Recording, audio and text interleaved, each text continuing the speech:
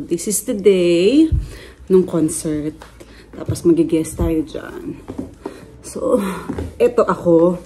Nakaligo na kasi ang plano ko, magpapamakeup ako dyan sa Mecca. Dito kasi guys, kapag nagpa-makeup ka, nagpa-schedule ka muna, ang bibigay lang sa'yo is yung oras, binayaran mo na, and then, yung worth ng amount na binayad mo is papalitan nila ng makeup. Makakapili ka pa ng mga products nila. So, parang worth it, diba? So, yun yung pinili kong gawin today. Kaya naman, ito na. Nagmamadali na ako. Na-prep ko lang yung face ko, guys. Cleanser lang. Gusto kong i-vlog sa inyo yung magiging process nung makeup na gagawin sa akin. So, I'm going to Mecca. Nagbayad ako ng $120. May makeup pa nila ako, tas worth $120, makakuha pa ako ng products. So, halika na guys. Let's go. Let me feel your love again, 'cause I've been running round in circles, screaming out your name.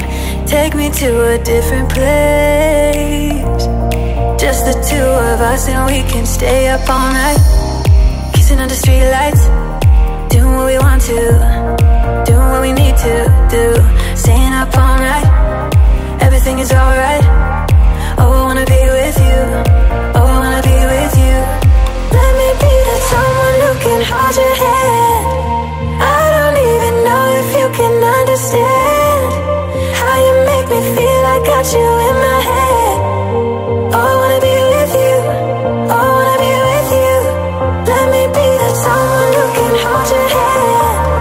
I don't even know if you can understand how you make me feel. I got you in my head.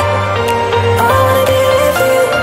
oh, I wanna be with you. Ayan guys, pauwi na ako. Nag-grocery ako ng Slide, and syempre bumili na din ako ng donuts para baon bukas and merienda later. So ayan guys, ito na yung itsura natin. Medyo ano lang, sumingkit lalo yung mata ko. Ayusin ko na lang mamaya.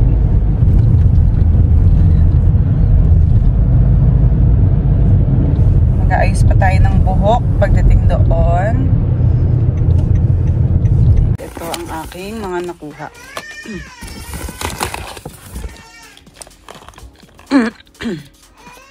Ito yung concealer, eyelash, tapos eyeliner, and another concealer. Tapos ito hiningi ko as free para sa aking brow.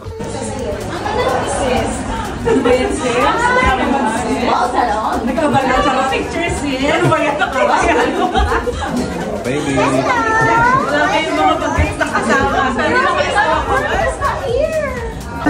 Okay guys, nandito na tayo ngayon sa loob ng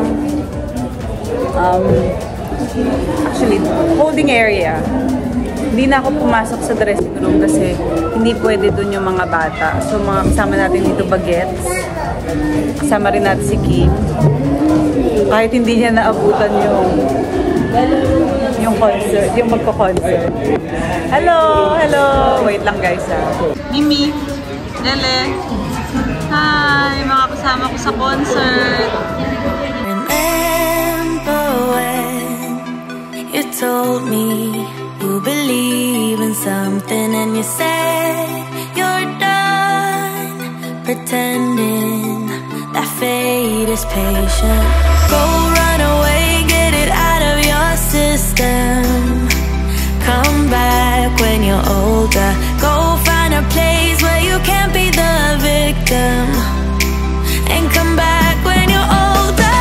Go catch the storm within your broken bones, and be wild, wild, wild, wild, wild, wild.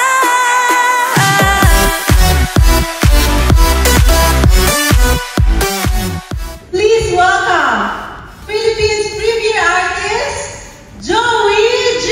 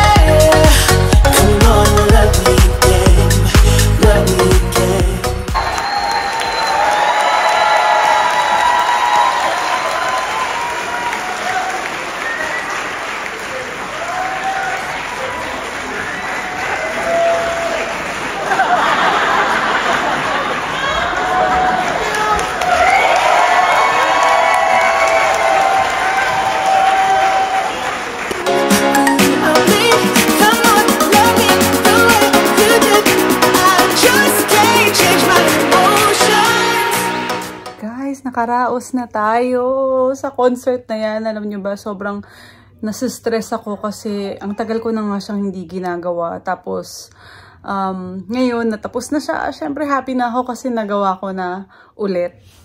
So, maraming salamat siyempre sa support ng aking asawa, ng aking pamilya na nandun talaga. And Kuya Hill, sa mga producers, and then sa Hiraya Productions. And syempre, I'm grateful and thankful kay Mr. Joey G. Napakabait po niya. Siya pa yung una pang lumapit sa akin at nagpasalamat, which is, sana ako ang gumawa nun. Pero, mas una niya akong nakita.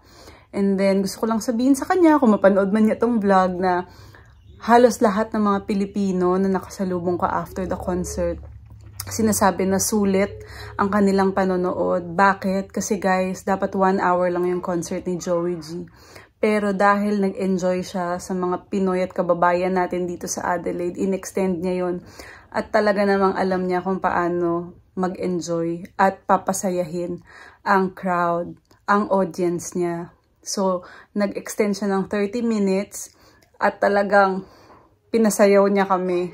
Na hindi ko rin ini-expect kasi syempre yung mga music niya, 'di ba? Hindi naman pang party-party, pero para kaming nag-party-party talaga doon sa concert niya. So sa lahat po ng na-meet kong Pilipino diyan, happy tayo kasi talagang sulit yung binayad natin and masayang-masaya yung gabi na umuwi tayo na hindi tayo nang hihinayang sa binayad natin. So, thank you guys for being patient dito sa vlog na ito. Sorry kasi hindi ko pwedeng ilabas yung ibang music dahil mga music infringement tayo. So, ayan. Maraming salamat. At kung gusto nyong mapanood syempre or makarinig ng music ni Joey G, meron siyang album na binibenta. I-check nyo na lang sa kanyang page. So, guys, thank you so much. Hanggang dito na lang ang ating vlog for today. Goodbye!